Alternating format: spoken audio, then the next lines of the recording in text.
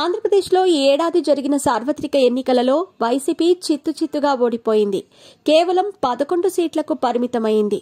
YCP ఘోర ఓటమి తర్వాత వైసీపీ నుంచి పలువురు కీలక నేతలు, మాజీ మంత్రులు, మాజీ ఎమ్మెల్యేలు, నియోజకవర్గం ఇన్ఛార్జీలుగా ఉన్నవారు, చివరకు జిల్లా పార్టీ అధ్యక్షులుగా ఉన్నవారు, ఇంకా చెప్పాలి అంటే రాజ్యసభ సభ్యులుగా మరో 3-4 సంవత్సరాల పాటు పదవీకాలం ఉన్నవారు సైతం తమ పదవులు వదులుకొని పార్టీకి రాజీనామాలు చేసి బయటకు వచ్చేస్తున్నారు.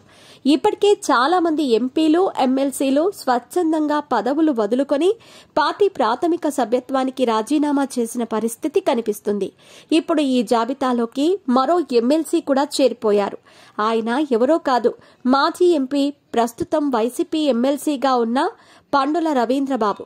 గతంలో ఐఆర్ఎస్ అధికారిగా పనిచేసిన రవీంద్రబాబు 2014 ఎన్నికలలో తెలుగుదేశం పార్టీ కండువా కప్పుకొని అమలాపురం నుంచి ఎంపీగా పోటీ చేసి విజయం సాధించారు. 2019 ఎన్నికలలో ఆయనకు చంద్రబాబు ఎంపీ సీట్ ఇవ్వలేదు.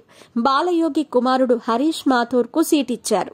ఈ క్రమంలోనే వైసీపీ అధికారంలోకి రావడంతో వైసీపీ కండువా కప్పుకున్నారు. 2021లో జగన్ ఆయనకు ఎమ్మెల్సీ పదవి ఇచ్చారు.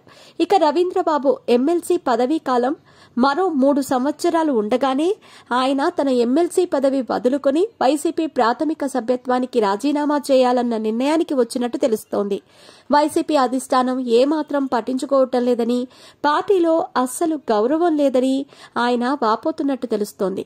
ఇక వైసీపీకి గుడ్ బై చెబుతున్న రవీంద్రబాబు జనసేనలో చేరాలన్న ఆలోచనకు వచ్చినట్టు సమాచారం. ఇప్పటికే జనసేన పార్టీ పెద్దలతో ఆయన చర్చలు జరుపుతున్నట్టు సమాచారం అందుతోంది.